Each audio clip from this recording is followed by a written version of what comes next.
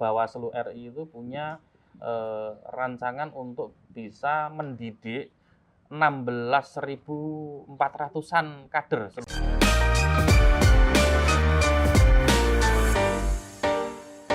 Halo sahabat Bawaslu se-Indonesia, jumpa lagi pada kegiatan podcast Bawaslu Kabupaten Batang sebagai media literasi dalam rangka mewujudkan pemilu yang demokratis, berintegritas, dan bermartabat. Kali ini kita akan membincang atau akan mengulas beberapa hal berkenaan dengan pertanyaan dari masyarakat. Apa sih sebetulnya yang dilakukan oleh Bawaslu ketika masa-masa non-tahapan? Nah, kita sudah menghadirkan salah satu anggota Bawaslu Kabupaten Batang, Koordif Pencegahan Partisipasi Masyarakat dan Humas, Bapak Nur Faizin. Selamat datang, Pak. Ya. Terima kasih, Pak Tergon. Assalamualaikum warahmatullahi wabarakatuh. Waalaikumsalam warahmatullahi wabarakatuh.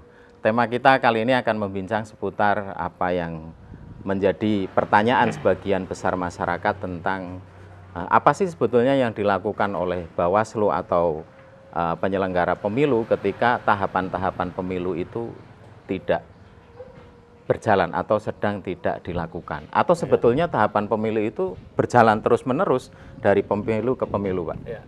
Terima kasih. Ketemu lagi sahabat Bawaslu. Memang mungkin pertanyaan yang tadi yang disampaikan oleh Mas Dargon, pertanyaan yang jamak umum gitu bagi masyarakat. Walaupun itu juga sebelumnya sudah juga banyak kita upaya untuk menjawab hal-hal seperti itu. Tapi paling tidak di kesempatan ini kita juga akan menyampaikan ke sahabat Bawaslu semua bahwa Bawaslu, terutama Bawaslu Kabupaten Batang, tetap ada dan tetap berkegiatan. Bahkan mungkin kalau secara kesibukan mungkin bisa aja dianggap lebih sibuk ini ya, masa non tahapan, terutama di divisi P2H gitu. Di masa non tahapan bahasa kita, atau setelah tidak adanya tahapan pemilu dan pemilihan, itu sebenarnya masih ada tugas mandat Bawaslu, baik dari Bawaslu tingkat RI sampai kabupaten gitu ya, walaupun sudah tidak ada lagi pengawas ad hoc. Itu ada mandat yang memang dibebankan kepada kami yang mungkin hampir mirip seperti tahapan. Yang pertama ada soal pemutakhiran data pemilih berkelanjutan. Nah, ada berkelanjutan ini artinya walaupun tidak ada tahapan pemilu dan pemilihan, data pemilih ini terus dimutakhirkan oleh KPU gitu. Nah, sebagaimana tugas Bawaslu itu mengawasi, ya ketika KPU melakukan pemutakhiran data pemilih berkelanjutan, begitu juga Bawaslu sesuai dengan tingkatannya juga melakukan pengawasan terhadap proses pemutakhiran data pemilih berkelanjutan. Itu berlanjut terus dari selesainya tahapan di pemilihan kemarin 2024, kemudian dimulai nanti sampai di menjelang adanya tahapan lagi begitu. Yang kedua,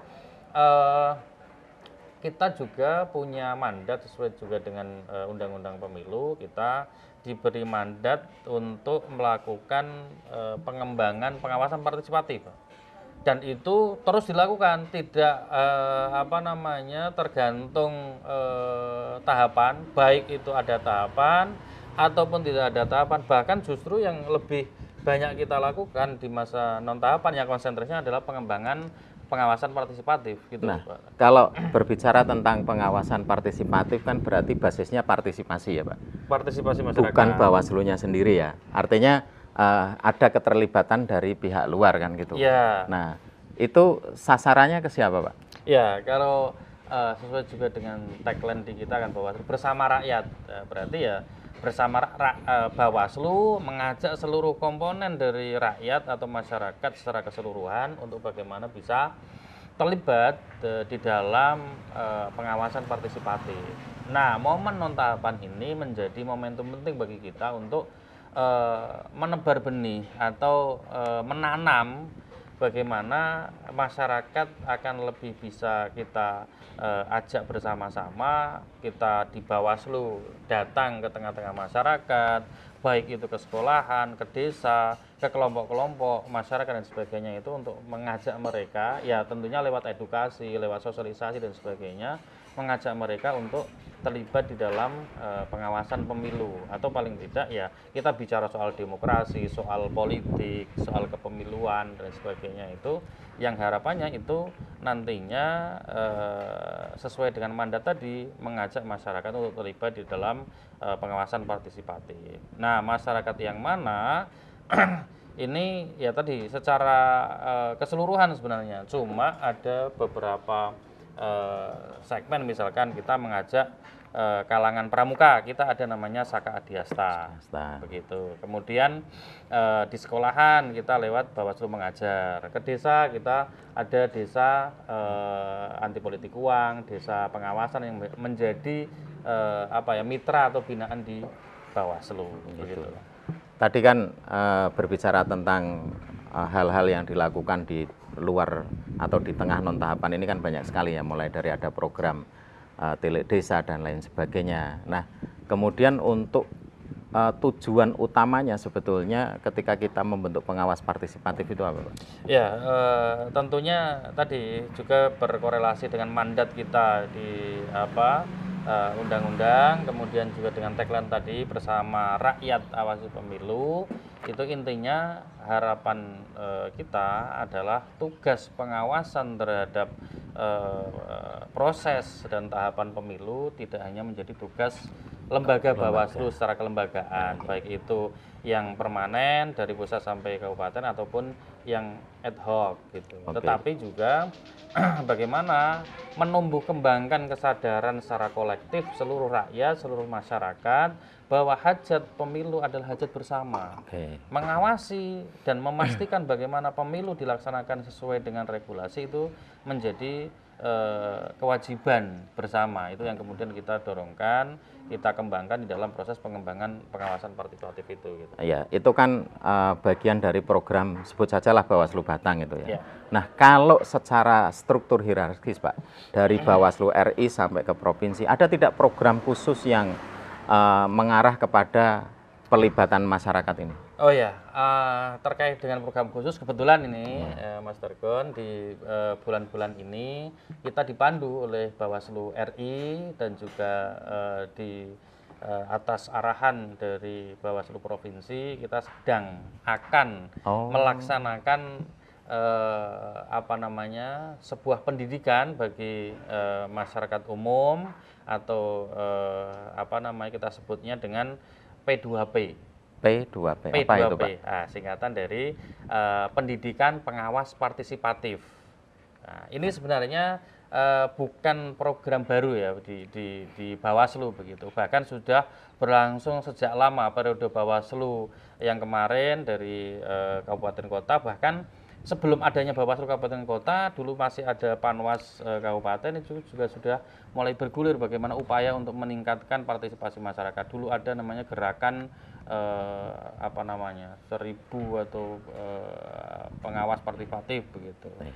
1000 kader. Kemudian ada SKPP dulu namanya, Sekolah Kader Pengawas Partisipatif. Nah, mulai kalau nggak salah 2002 atau 2003 begitu, kemudian itu berubah dari tadinya SKPP berubah menjadi P2P, Pendidikan Pengawas Partisipatif. Ini karena pendidikan berarti ada jenjang-jenjangnya juga gitu, ada kurikulum dan sebagainya. Artinya ada materi-materi yang baku, yang terukur, yang kemudian menjadi materi-materi baku yang ada di dalam pelatihan untuk mendidik kader bagaimana nantinya bisa menjadi pengawas partisipatif. Berarti gitu. Ada P2P 1, 2, 3 begitu barangkali kelasnya? Ya, paling tidak ada ya tingkat pertama, nanti ada lanjut dan sebagainya. Gitu. Seperti yang kemarin belum lama ini juga beberapa bulan yang lalu dilakukan P2P di tingkat provinsi. Itu program RI tapi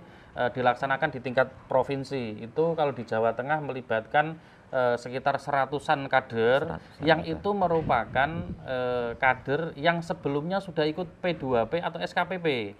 Nah, itu kemudian dididik lagi dalam pendidikan pengawas partisipatif itu untuk meningkatkan pengetahuan, kapasitas, kemudian update informasi dan sebagainya, sehingga mereka lebih meningkat kapasitas dan kemampuannya di dalam pengawasan partisipatif. Nah, ini yang tadi saya sampaikan, program yang akan kita laksanakan di bulan Oktober sampai nanti November ini di bawah arahan dari Bawaslu RI, ini untuk tingkat pemula. Oh, tingkat pemula. Ya, terutama kita juga didorong untuk merekrut peserta yang dari kategori pemilih pemula. Berarti usia SMA, SMP begitu? Bahkan diarahkan sebelum 17 tahun, sebelum jadi pemilih pun, ini kita coba siapkan untuk menjadi pengawas partisipatif. Begitu. Jadi arahan dari Bawaslu Provinsi Jawa Tengah, kita merekrut peserta calon untuk kita didik di dalam P2P, tapi ini pelaksanaannya daring. Kalau yang kemarin di tingkat Jawa Tengah itu ketemu langsung sekitar 100 kader, kalau yang ini itu nanti dilaksanakan daring. Lah itu diarahkan oleh Provinsi Jawa Tengah untuk merekrut kader-kader muda, kader-kader pemilih pemula. Paling tidak ya dari umur 16 tahun sampai 25 tahun begitu. Kalau yang sudah tidak muda lagi bisa apa enggak? Ya, atas arahan provinsi kita diarahkan ke sana. Oke. Gitu. Intinya paling tidak kita merekrut kader-kader yang masih umur di antara 16 sampai 25 tahun. Harapannya ini masih panjang jangka waktunya, energinya, ya, energi dan sebagainya, kemudian semangatnya dan sebagainya, apalagi Gen Z misalkan atau generasi muda, harapannya juga lebih melek terkait dengan politik, demokrasi dan kepemiluan yang kita pengennya kita sampaikan materi-materi yang benar, kemudian disampaikan juga oleh pemateri-pemateri yang expert begitu, yang harapannya mereka nantinya benar-benar bisa menjadi pengawas partisipatif yang berkualitas begitu. Oke. Nah, kemudian kalau ini ternyata menjadi program nasional ya Pak ya. Nah, terus kemudian bagi ini nih, kalau misalkan ada masyarakat Kabupaten Batang atau masyarakat di seluruh Indonesia yang ingin atau tertarik untuk mengikuti kegiatan P2P itu, langkah-langkahnya bagaimana Pak? Daftarnya di mana? Terus berbiaya apa tidak? Terus nanti seleksinya bagaimana? Oke, ya, terima kasih. Sebenarnya untuk terkait dengan yang P2P untuk pemilih pemula atau di usia yang lebih awal ini, kita didorong untuk merekrut melalui jejaring yang sudah kita miliki. Begitu. Seperti dari Saka Adiasta di kepramukaan, kemudian organisasi kemahasiswaan, begitu, terus kemudian organisasi kepemudaan, kemudian dari unsur disabilitas, dan juga kita didorong bimbing untuk tetap memperhatikan kuota perempuan. Nah itu sementara untuk P2P yang kali ini itu memang ditugasi oleh provinsi lebih ke perekrutan yang penunjukan begitu. Tetapi monggo juga silahkan dari masyarakat kalau memang kok kemudian tertarik pengen menjadi pengawas partisipatif, silakan bisa hubungi kontak kita di Bawaslu Kabupaten Batang. Oke, gitu. Nah ngomong-ngomong nih, kuotanya berapa untuk Kabupaten Batang sendiri? Oh ya, sebenarnya program nasional ini kalau nggak salah di tahun ini Bawaslu RI itu punya rancangan untuk bisa mendidik 16.400-an kader secara nasional. Secara nasional. Kemudian di Jawa Tengah itu mendapat kuota 1.280-an kalau nggak salah. Itu dibagi 35 kabupaten kota. Lah, Kabupaten Batang sendiri di kita itu ada 37 calon peserta yang harus kita rekrut begitu. Nah, harapannya nanti 37 itu bisa menjalani proses pendidikan yang ini proses pendidikan ini tidak hanya sekali atau satu tahapan selesai, tapi ada beberapa tahapan yang kemudian harus diikuti oleh peserta ini. Gitu. Oke, nah kemudian untuk kategori domisili Pak, ditentukan tidak bahwa untuk Batang ya berarti domisili di Batang, atau kemudian bebas di satu wilayah karesidenan tertentu atau? Oh ya, jadi karena ini tadi kuota di Jawa Tengah 1.280-an itu dibagi ke seluruh kabupaten kota, yang ini kemudian kabupaten kota kan punya jatah atau punya kewajiban untuk merekrut peserta, sehingga diarahkan oleh provinsi, ya Kabupaten Batang misalkan, ya harus merekrut karena nantinya ini pendidikan kan tidak hanya selesai di pendidikan atau pelatihan, harapannya nanti menjadi relawannya dari Bawaslu Kabupaten Kota yang merekrutnya. Sehingga kita di Batang ya merekrut anak-anak muda atau calon peserta ini ya dari orang-orang yang ber-KTP Batang. Nah, misalkan tadi kita merekrut berdasarkan jejaring kita termasuk organisasi kepemudaan. Lah, organisasi kepemudaan, organisasi kemahasiswaan lah. Organisasi kemahasiswaan ini kan belum tentu orang Batang kuliah di Batang. Kita sadari misalkan di Batang baru hanya ada beberapa kampus. Sementara masyarakat atau mahasiswa dari Batang itu ada yang belajar yang terdekat misalkan di Pekalongan atau di Kendal atau di Semarang atau di Jogja atau dimanapun, lah itu bisa kita libatkan atau mereka-mereka yang tertarik silakan bisa terlibat dengan P2P ini, tetapi syaratnya ketika mau daftar atau kita daftar sebagai peserta dari Batang berarti harus ber-KTP Batang. Oke. Tentu kalau ini kemudian menjadi program yang diterima oleh masyarakat melalui jejaring tadi, mereka akan tercetak ya Pak, berarti paling tidak 37 kader pengawas partisipatif. Nah, kemudian fasilitas Pak yang nanti didapatkan oleh peserta. Oke, jadi nanti dilatih di pendidikan ini paling tidak sebelum fasilitas ini kan paling tidak kalau soal pendidikan berarti utamanya adalah ilmu begitu. Nah, beberapa materi atau topik yang akan diberikan kepada peserta ini ada paling tidak fokus utamanya adalah 6. Ya, nyontek saya ini. Gak apa-apa ya. Oke, jadi paling tidak yang pertama adalah teknik pencegahan pelanggaran dan sengketa proses pemilu. Jadi paling tidak nanti kader pengawas partisipatif ini ngerti bagaimana kemudian melakukan upaya pencegahan, terlibat kegiatan-kegiatan pencegahan di Bawaslu. Dan yang kedua adalah teknik pelaporan dugaan pelanggaran pemilu. Karena kita mendorong masyarakat untuk bisa dan mau untuk melaporkan dugaan pelanggaran ketika terjadi dugaan pelanggaran saat tahapan pemilu. Nah, berarti paling tidak harus ngerti bagaimana prosesnya pelaporan itu dan seterusnya. Lah ini kader harus kita beri materi terkait dengan itu. Kemudian yang ketiga adalah teknis permohonan penyelesaian sengketa proses pemilu. Ini juga penting. Kemudian yang selanjutnya ada teknis pengembangan gerakan pengawasan partisipatif. Kita kan harapannya mereka juga tidak hanya direkrut dan menjadi kader atau relawan sendiri, tetapi bagaimana bisa mengembangkan ke jejaring yang lain begitu ke lingkungannya. Kemudian ada penguatan jaringan, ini juga bagian dari materi nantinya, penguatan jaringan dan pemberdayaan komunitas. Kemudian teknis pengawasan partisipatif berbasis digital. Nah, ini juga materi yang bagi kita anggap penting karena ke depan ini kan dunia digital luar biasa, apalagi menyambut nanti di 2029 itu saya kira ruang digital akan sangat penuh terkait dengan mungkin pas kampanye dan sebagainya. Ini juga harus ada keilmuan sendiri bagaimana teknis pengawasan di ruang-ruang digital ini. Oke Pak. Jadi kalau saya melihat sekilas kan materinya itu hampir yang menjadi core bisnisnya Bawaslu gitu ya. Betul, ya. Nah, ada nggak kemudian kekhawatiran nih khususnya dari Pak Faizin sendiri? Setelah mereka dikader, mereka dididik, mereka ngerti nih, oh core bisnisnya Bawaslu itu begini. Oh besok saya akan jadi peserta nih, biar saya bisa. Oh berarti nanti saya siasatinya begini dan begini. Atau ada harapan utama, ya udahlah nanti ketika dia jadi peserta pemilu, dia pasti sudah akan menjadi peserta yang baik dan lain sebagainya. Ya mungkin yang kedua itu. Jadi ketika informasi disampaikan, niatnya adalah edukasi.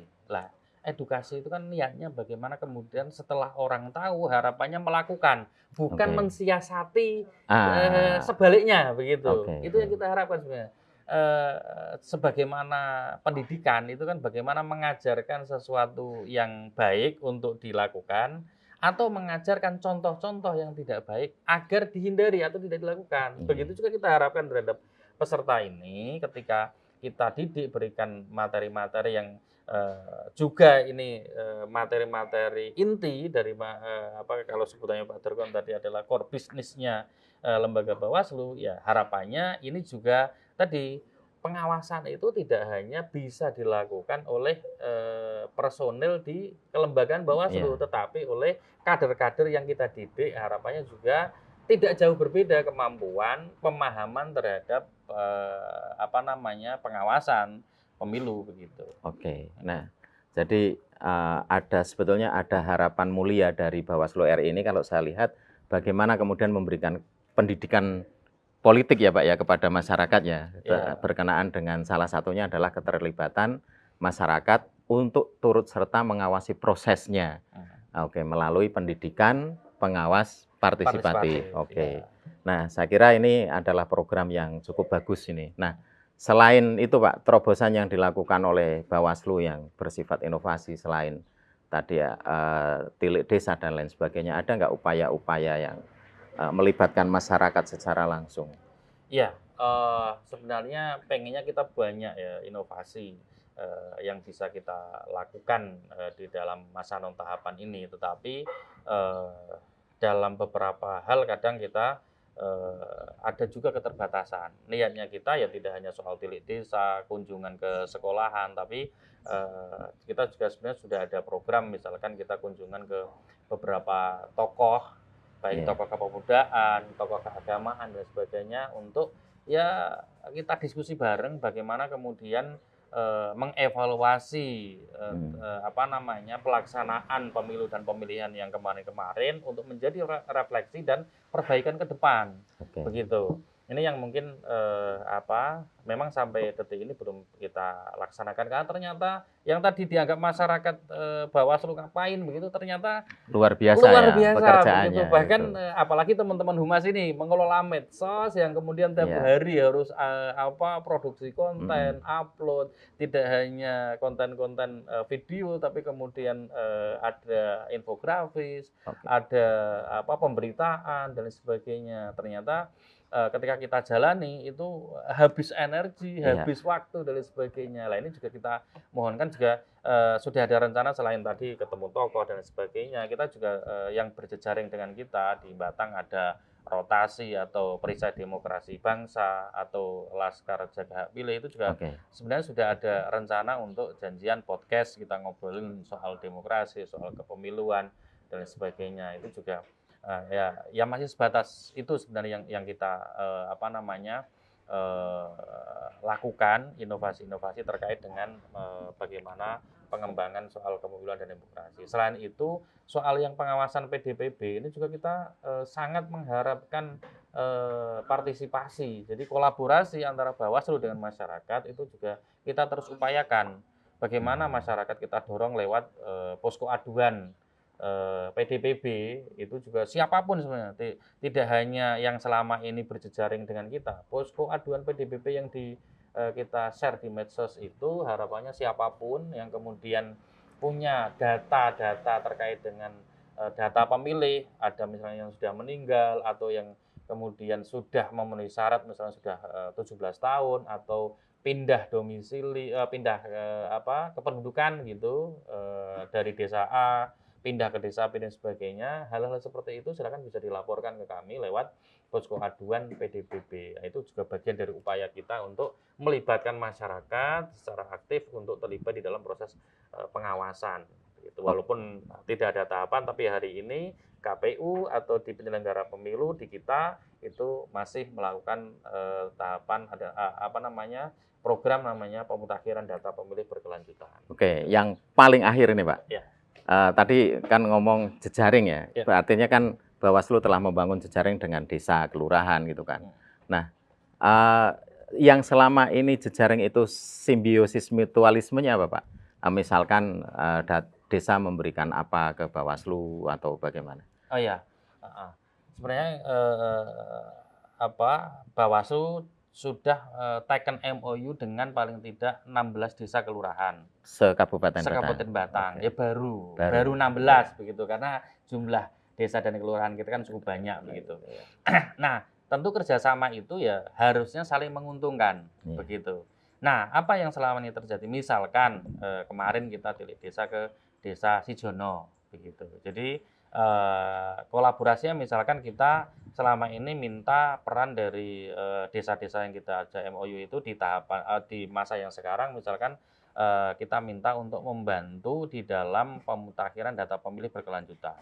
Data-data meninggal dunia di desa kita harapkan disetor secara atau disampaikan ke kami secara periodik atau paling tidak sebulan sekali untuk kita teruskan ke KPU sebagai saran perbaikan di dalam pemutakhiran data pemilih. Nah, apa yang misalkan diberikan Bawaslu apa sih gitu ketika ada MOU seperti itu? Misalkan Desa Sijono kemarin memang punya gagasan, punya ide untuk bagaimana akan menyelenggarakan pemilihan kepala desa ya. tanpa politik uang. Oh, gitu. Ya. Ah, ini menurut dari Kades di Sijono itu kelihatannya Bawaslu ini bisa Punya membantu andil lah. peran penting ya. Ah, karena ini kan juga Iya. soal demokrasi, soal Iya. pemilihan gitu kan. Nah, itu kemarin kita datang ke sana, kita mencoba untuk memberikan asistensi atau ya urun rembuk lah minimal. Bagaimana kemudian menjalankan rencana akan adanya pilkades tanpa money politik ini kira-kira tahapannya seperti apa? Apa yang harus dilakukan agar rencana ini bisa terlaksana dengan baik begitu. Nah, kita coba, yang penting kita ikhtiar. Nah, itu beberapa hal salah satu contoh nyata. Kalau contoh-contoh yang lain sebenarnya mungkin banyak, tetapi paling tidak kita contohkan yang di Sijono kemarin. Apa sih yang bisa dilakukan oleh Bawaslu kemanfaatan terhadap desa? Lah, salah satunya memberikan asistensi atau pendampingan, urun rembuk, bagaimana kemudian apa yang diinginkan desa, apa yang direncanakan desa, kita bantu sesuai dengan kemampuan di kita. Termasuk Bawaslu kan punya cukup terkait dengan demokrasi dan kepemiluan. Oke, ya. Baik, jadi kalau dalam kesimpulan saya sementara bahwa sebetulnya tidak ada tanpa pekerjaan ya Bawaslu ini walaupun tidak ada tahapan ya Pak. Artinya kerja-kerja pengawasan dalam rangka mempersiapkan pemilu yang akan datang itu memang sudah mulai ditata dari saat ini ya. Mulai dari tadi mempersiapkan pengawas partisipatif, terus kemudian bagaimana akurasi data pemilih, bahkan tadi ada satu permintaan bagaimana bisa membantu atau memberikan konsep tentang pilkades yang tanpa politik uang kan begitu. Jadi kerja-kerja Bawaslu itu di tahapan ataupun di non tahapan sebetulnya adalah sama-sama sibuk kalau saya boleh menyebut begitu ya Pak. Iya, betul. Iya, oke. Terima kasih Pak Faizin atas waktu berbagi informasinya dan sahabat Bawaslu seluruh Indonesia. Semoga diskusi perbincangan kita kali ini menjadikan atau dapat memberikan gambaran literasi bagi penegakan demokrasi di Indonesia. Bersama rakyat, awasi pemilu, bersama Bawaslu, tegakkan keadilan pemilu. Salam, sampai jumpa. Terima kasih.